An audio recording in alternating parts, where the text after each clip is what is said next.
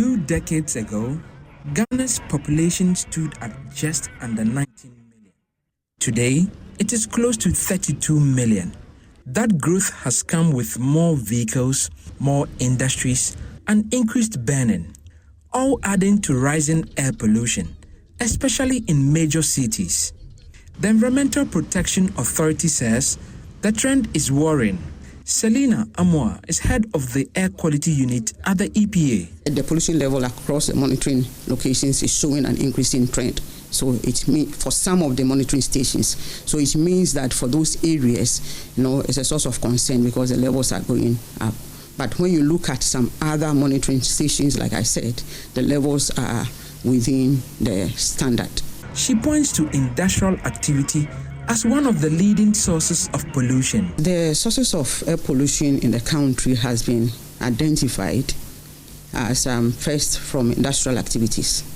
So the former ones that we know, that the big companies, the manufacturing companies, the food processing companies, the cement, those, and then the small artisanal undertakings too that springs up around the built-up area. Then another source of air pollution is from the transport sector.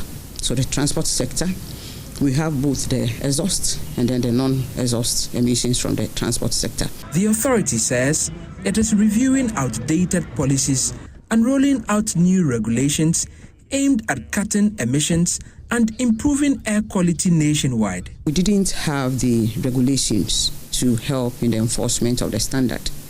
So the last year, as you may be aware, the air quality regulation was passed. Act 1124 has consolidated all the other acts that we have. So we used to have the Pesticides Control and Management Act. It's now part of the Act 1124, and also the Act on Hazardous and Electronic Waste is part of it. Climate change has now also been integrated into the Act, and the EPA is now mandated to protect, regulate, coordinate, and also exercise general oversight on all matters relating to climate change and the environment in the Act now, as compared to the previous one. We didn't have that general oversight. So the LI has made provisions for the requirements of industries when it comes to emission generation. And like I said, open burning has also been captured. The motor vehicle emissions is also in there. And it has also provided sanctions for non-compliance. The EPA hopes these measures will help slow pollution levels in the months ahead. For JoyNews, Michael Ashale. This story was a collaboration with New Narratives. Funding was provided by the Clean Air Fund, which had no say in the story's content.